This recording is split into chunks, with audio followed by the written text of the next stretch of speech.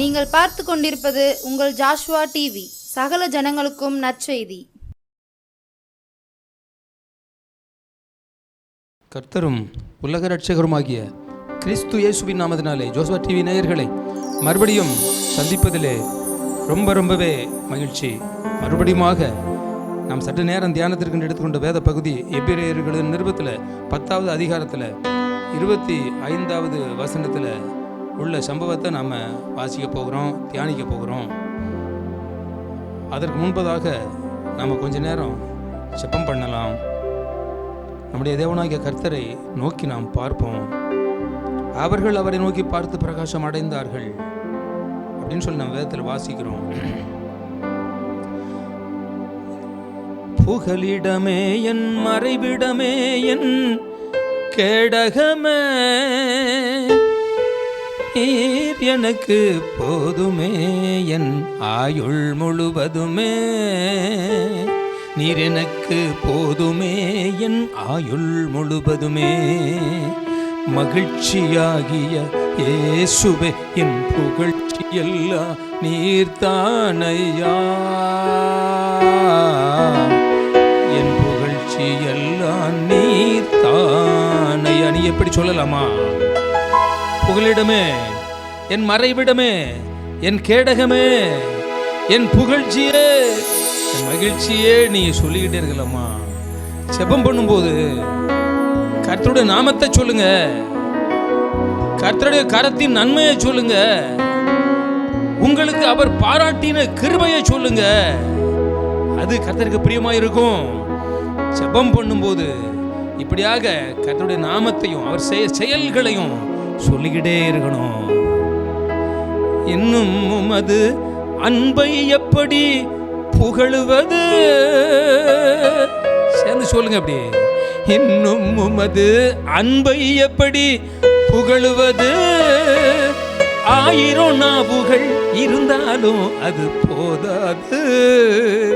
கிறிஸ்து நம்மேல் வைத்த அன்பை சொல்ல, புகழ, அறிவிக்க, பறை சாற்ற, பிரஸ்தபப்படுத்த, பிரசங்கிக்க, வசனத்தை தியானிக்க, இன்னும் உமது அன்பை எப்படி புகழுவது, 1000 நாவுகள் இருந்தாலும் அது போதாது, 1000 நாவுகள் இருந்தாலும் அது போதாது. கர்த்தராகி ஆண்டவரே, காருண்ய தெய்வமே, இந்த மாலை வேளையிலே அந்தி பலி செலுத்தக்கூடிய நேரத்திலே கர்த்தராகி ஆண்டவரை நோக்கி பார்க்கவும், உம்முடைய நாமத்தை மகிமைப்படுத்தவும், கொஞ்ச நேரம் உம்முடைய வேத வார்த்தைகளை தியானிக்க வந்திருக்கிறோம். எங்களோடு இருந்து நீர் கிரியை செய்யும். நீர் விளம்பின வேத வசனம், நீர் விரும்பின காரியங்களை செய்து முடித்து விட்டு திரும்பட்டும். என்னோடு இருந்து பேசும். இயேசுவின் நாமத்தில் ஜெபிக்கிறேன் பிதாவே, ஆமென், ஆமென். அன்பானவர்களே, நாளிலும் கூட சபை கூடுதலை நீங்க விட்டு விடாதீங்கன்னு சொல்லி நம்ம 3 பாகத்தை கர்த்தருடைய பெரிதான கிருபையினால நம்ம தியானித்திருக்கிறோம், அனுப்பியிருக்கிறோம். நீங்க கேட்டு இருக்கிறீங்க, மகிழ்ந்திருக்கிறீங்க, மகிழ்ச்சியா இருக்கிறீங்க. பிரியமானவர்களே, கர்த்தருடைய சபைக்கு போய் வருவது அது விசேஷமானது, அது வெற்றியை உண்டாக்கக்கூடியது. அதனால நீங்க சபை கூடுதலை விட்டு விடாதீங்க. ஏற்கனவே நான் ஒரு பாடலை இந்த தலைப்பு மூலமாக பாடியிருக்கிற விசேஷித்த பாடல், கர்த்தர் கொடுத்த பாட்டு, அது உன்னத பாட்டு, தெய்வீக பாட்டு, மகிமையின் பாட்டு, கர்த்தருக்கு பிரியமான பாட்டு. சபை கூடுதல ஜனங்களே நீங்க விட்டு விடாதீங்க, சர்வ வல்லவராகிய கர்த்தரை மகிமைப்படுத்த மறந்திடாதீங்க. அன்பானவர்களே, எபிரேயர்களின் நிருபத்தில் 10:25 சபை கூடி வருதல சிலர் விட்டு விடுகிறது போல நீங்களும் விட்டு விடாதீங்க. சபை கூடுதல ஜனங்களே நீங்க விட்டு விடாதீங்க, சர்வ வல்லவராகிய கர்த்தரை மகிமைப்படுத்த மறந்திடாதீங்க, சர்வ வல்லவராகிய கர்த்தரை மகிமைப்படுத்த மறந்திடாதீங்க. ஜனங்களே, ஜாதிகளே, சகல பாசைக்காரர்களே, வாங்க நீங்க எங்க திருச்சபைக்கு,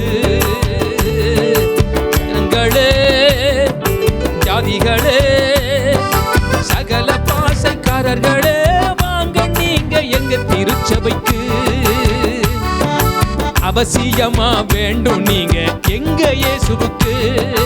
வாங்க நீங்க எங்க திருச்சபைக்கு. அவசியமாய் வேண்டும் நீங்க எங்க இயேசுவுக்கு. சபை கூடுதல ஜனங்களை நீங்க விட்டு விடாதீங்க. உங்களுக்குத்தான் சமாதானம், உங்களுக்குத்தான் தேவ கிருபை, உங்களுக்குத்தான் ஆசீர்வாதம். ஓஹோ ஓஹோ, உங்களுக்குத்தான் தேவ கிருபை, உங்களுக்குத்தான் ஆசீர்வாதம், உங்களுக்குத்தான் நமது தேவ சமாதானம், உங்களுக்குத்தான் நமது தேவ சமாதானம். ஜனங்களே, ஜாதிகளே, சகல பாசைக்காரர்களே, வாங்க நீங்க எங்க திருச்சபைக்கு. ஜனங்களே, ஜாதிகளே, சகல பாசைக்காரர்களே, வாங்க நீங்க எங்க திருச்சபைக்கு. உங்களை ரொம்ப இயேசுவுக்கு பிடிக்கும், உங்களுக்காய் அவர் உள்ளமே துடிக்கும். உங்களை ரொம்ப இயேசுவுக்கு பிடிக்கும்,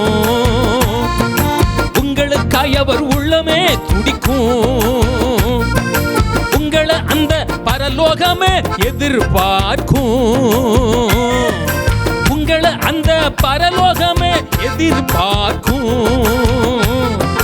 ஜனங்களே, ஜாதிகளே, சகல பாசைக்காரர்களே, வாங்க நீங்க எங்க திருச்சபைக்கு.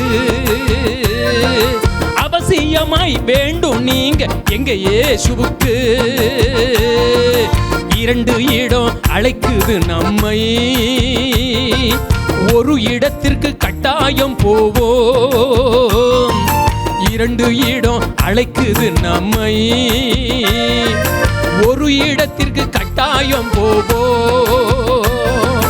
நரகமா பரலோகமா என்று தீர்மானம் செய்வோம், நரகமா பரலோகமா என்று தீர்மானம் செய்வோம். ஜனங்களே, ஜாதிகளே, சகல பாசைக்காரர்களே, வாங்க நீங்க எங்க திருச்சபைக்கு. அவசியமாய் வேண்டும் நீங்க எங்க இயேசுவுக்கு. அன்பானவர்களே, நீங்க சபை கூடுதலை பற்றி நீங்க சிந்தித்து பார்த்திருக்கிறீர்களா? இந்த பாடலை கேட்டிருக்கிறீர்களா? பாருங்க, ரெண்டு இடம் நம்மை அழைச்சிக்கிட்டே இருக்கு. ஆனா ஒரு இடத்திற்கு கட்டாயம் போவோம். அது எந்த இடத்திற்குன்னு சொல்லி நீங்களே முடிவு பண்ணணும். ஆனா உங்க முடிவா இருக்க கூடாது, இயேசுவின் முடிவா இருக்கணும். அதற்காகத்தான் சபை கூடுதலுக்கு நீங்க வரணும்னு சொல்லி கர்த்தராகிய ஆண்டவர் தம்முடைய தாசனாகிய பவுலை கொண்டு ஒரு வாஞ்சையோடு, நரகத்திற்கு என் பிள்ளைங்க போயிடக்கூடாது, தீய வழியில போயிடக்கூடாது, நன்மைக்கு வரணும், தீமையை விட்டு விலகணும், சந்தோஷமா இருக்கணும் அப்படின்னு சொல்லித்தான் சபை கூடுதல ஜனங்களை நீங்க விட்டு விடாதீங்க. சர்வ வல்லவராகிய கர்த்தரை மகிமைப்படுத்த மறந்திடாதீங்க. ஒரு வசனத்தை கூட நான் வாசிக்க ஆசைப்படுகிறேன். என்னாகமோ 20 அதிகாரம் 6வது வசனத்தில் உள்ள பகுதியை நான் வாசிக்க நீங்கள் தியானிக்கலாம். மோசே என்ற பக்தன் இப்படியாக ஜனங்களிடத்தில் பேசும்படியாக கர்த்தர் சொல்லியிருக்கிறார். நீ கோலை எடுத்துக்கொண்டு நீயும் உன் சகோதரனாகிய ஆரோனும் சபையாரை கூடி வர செய்து அவர்கள் கண்களுக்கு முன்னே கண்மலை பார்த்து பேசுங்கள். அப்பொழுது அது தன்னிடத்தில் உள்ள தண்ணீரை கொடுக்கும். இப்படி நீ அவர்களுக்கு கண்மலையிலிருந்து தண்ணீர் புறப்பட பண்ணுவாய். சபையாருக்கும் அவர்கள் மிருக ஜீவன்களுக்கும் குடிக்க கொடுப்பாய் என்றார் என்று இங்கே வேதத்தில் வாசிக்கிறோம். இங்கே ஒரு சபையை நம்ம பார்க்கிறோம். சபை கூடுதலை விட்டுவிட கூடாது என்கின்ற பரிசுத்த ஆவியானுடைய வார்த்தைக்கு நம்ம கீழ்ப்படிந்து நம்ம கேட்டு இந்த வேத வசனத்தை ரொம்ப கவனமாக இருந்து கொண்டு இருக்கிறோம்.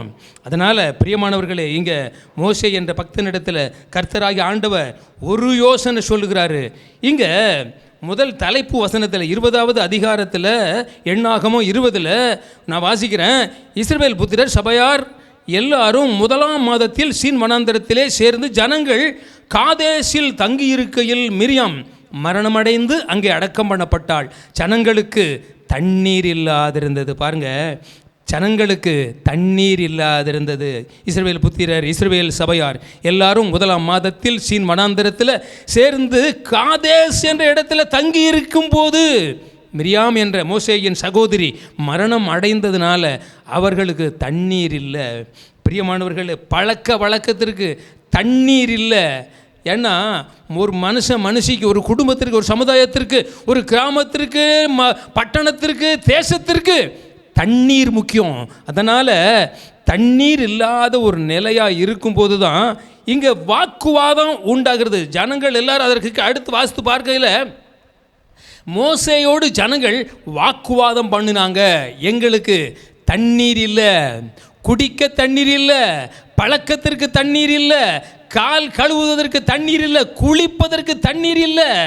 மிரியாம் மரணம் அடைந்து விட்டதுனால அந்த மரண அடக்கத்திற்கு போயிட்டு வந்துட்டு நாங்கள் குளிப்பதற்கு தண்ணீர் இல்லை அப்படின்னு சொல்லி ஒரு இல்லை என்கிற ஒரு நிலையை நாம் இங்கே பார்க்கிறோம். அடுத்து அந்த ஜனங்கள் சொல்கிறாங்க, 3ஆம் வசனத்தில் ஜனங்கள் மோசேயோடு வாக்குவாதம் பண்ணி, எங்கள் சகோதரர் கர்த்தருடைய சந்நிதியில் மாண்ட போது நாங்களும் மாண்டு போயிருந்தா நலமாயிருக்கும். இந்த சபையில் பாருங்கள், வாக்குவாதம் இருக்குது, கீழ்ப்படியாமல் இருக்குது, தேவ பயமில்லாமல் இருக்குது, வாய்க்கு வந்ததெல்லாம் பேசுதாங்க.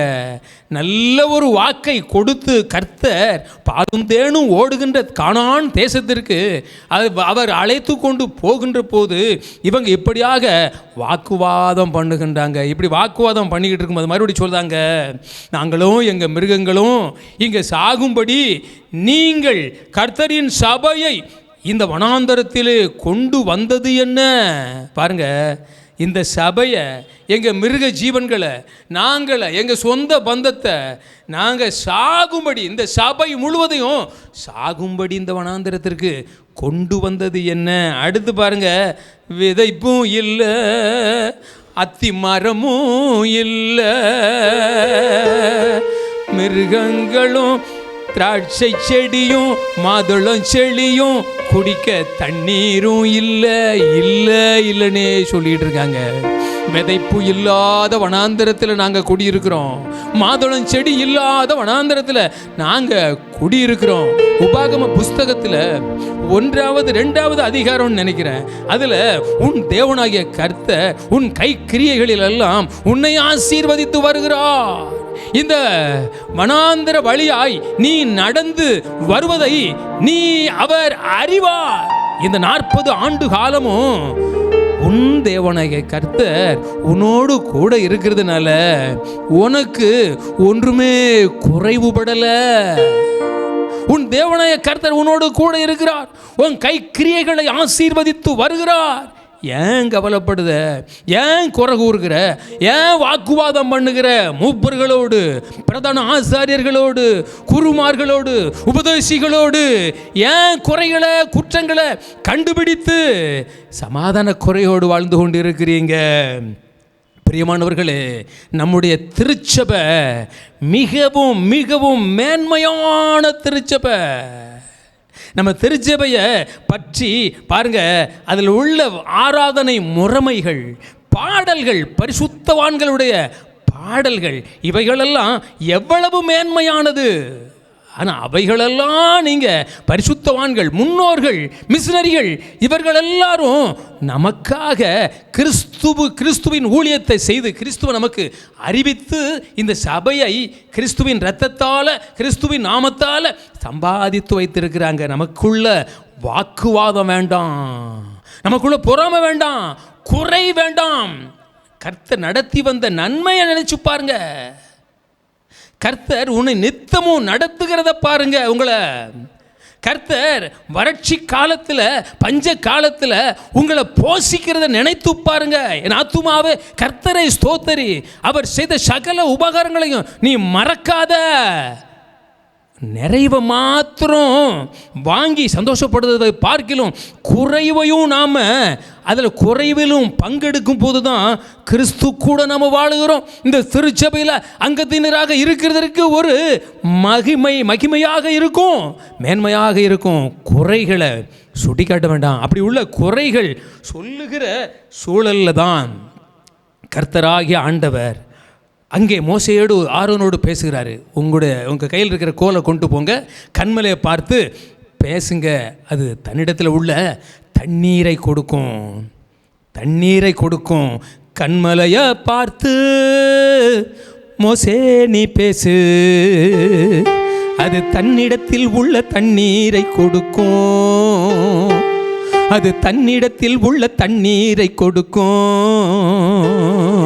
கண்மலையை பார்த்து மோசே நீ பேசு,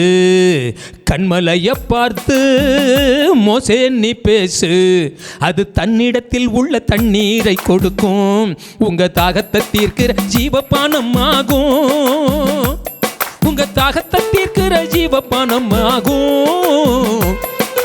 கண்மலையை பார்த்து மோசே நீ பேசு, அது தன்னிடத்தில் உள்ள தண்ணீரை கொடுக்கும். உங்க தாகத்தை தீர்க்கிற ஜீவபானமாகும்.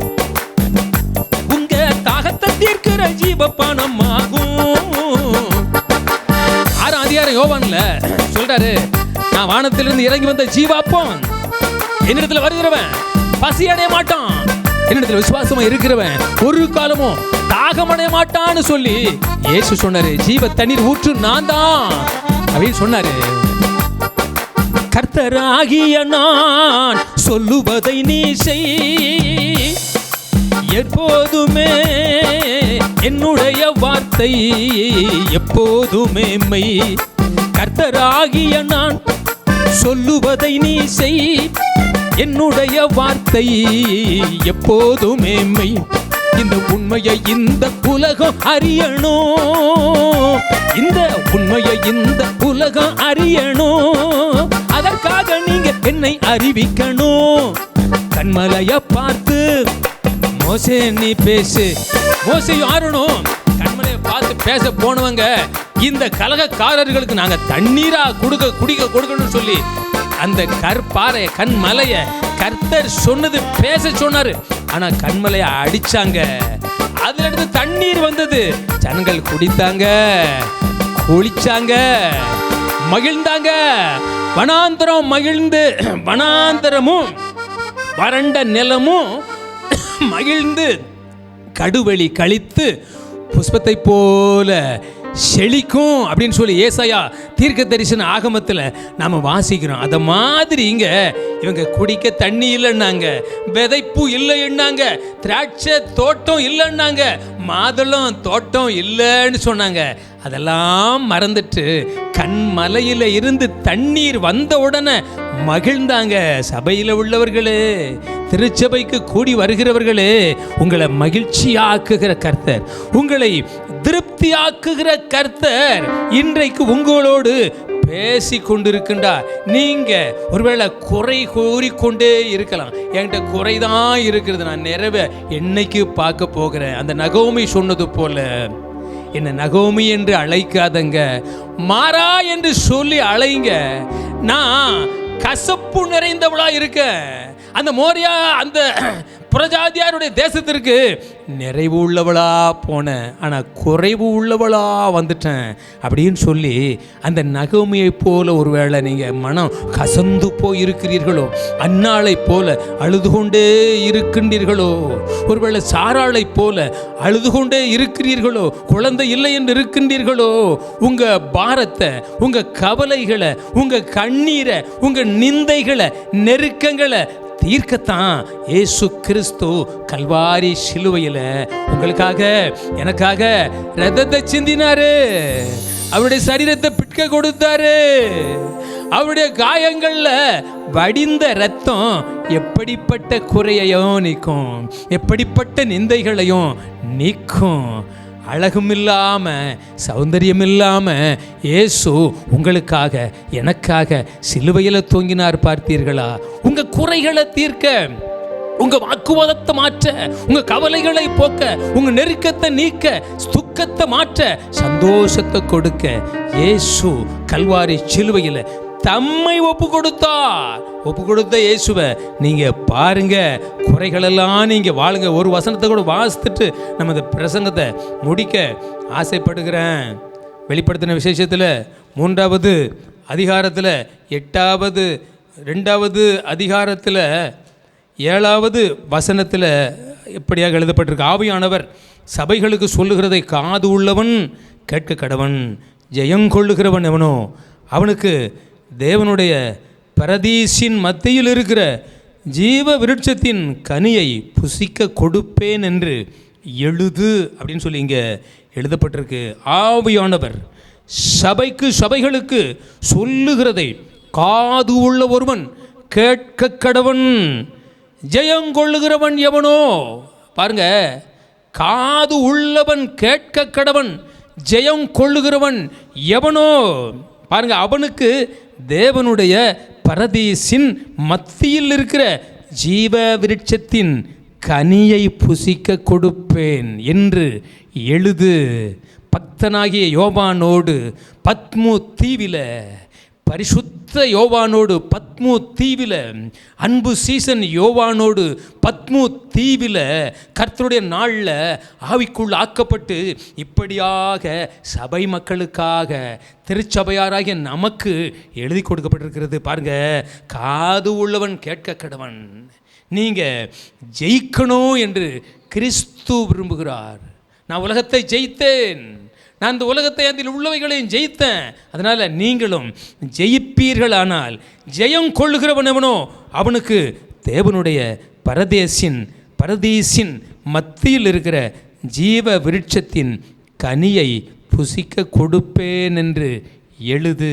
இப்படியாக யோவானுடைய கைகளால் எழுதி இந்த பாவிகளுக்கு, இந்த ஏழைகளுக்கு, இந்த புறஜாதிகளுக்கு, கிறிஸ்துவை அல்லாமல் வாழ்ந்த நமக்கு வெளிப்படுத்தப்பட்டு நமக்கு எழுதி கொடுக்கப்பட்டிருக்கிறது.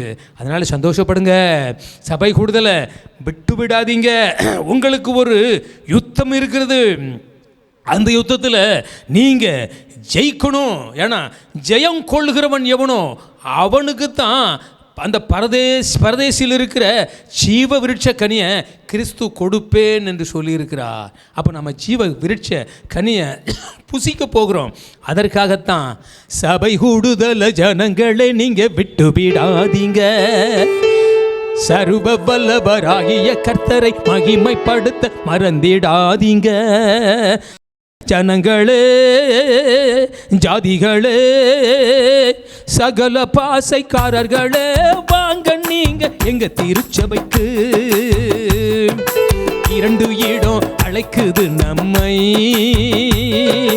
ஒரு இடத்திற்கு கட்டாயம் போவோம். 2 இடம் அழைக்குது நம்மை, ஒரு இடத்திற்கு கட்டாயம் போவோம். நரகமா பரலோகமா என்று தீர்மானம் செய்வோம். நரகமா பரலோகமா என்று தீர்மானம் செய்வோம். ஜனங்களே, ஜாதிகளே, சகல பாசைக்காரர்களே, வாங்க நீங்க எங்க இயேசுவிடம். அப்படியே நாம தலை தாழ்த்தி ஜெபிப்போம். நீ வேதவசனத்தை கேட்டிருக்கிறீங்க. இந்த பாடலை பாடி நான் உங்களுக்கு இந்த பிரசங்கத்தை தியானித்து நான் அனுப்பியிருக்கிறோம். நாங்கள் ஜோஸ்வா டிவி மூலமாக அனுப்பியிருக்கிறோம். நீங்கள் எங்களோடு சேர்ந்து கர்த்தருடைய நாமத்தை மகிமைப்படுத்துங்க. நம்ம ஒவ்வொரு சாட்சியாக கிறிஸ்துவுக்கு சாட்சியாக நாம் வாழ்வோம். பரிசுத்தமும் அன்பும் நிறைந்த நல்ல ஆண்டவரை கொஞ்ச நேரம் வேத வார்த்தைகளை தியானித்திருக்கிறோம். இது உமது நாமத்திற்கு மகிமையாக இருக்கட்டும், ஜனங்களுக்கு இது பிரயோஜனமாக இருக்கட்டும். இந்த வேத வசனமும் வேத வசனத்திற்குள்ளிருந்து புறப்பட்ட பாடல்களும் ஜாதிகளை, பாசைக்காரர்களை, சகல ஜனங்களை கிறிஸ்து பக்கம் இழுக்க வேண்டும் என்று ஆர்வமாக ஆசையாக பிரசங்கித்திருக்கிறேன். இது உமது நாமத்திற்கு மகிமையா இருக்கட்டும், அநேகரை ரட்சிக்கட்டும். இயேசுவின் நாமத்தில் ஜெபிக்கிறேன் பிதாவே, ஆமென். ஆமென்.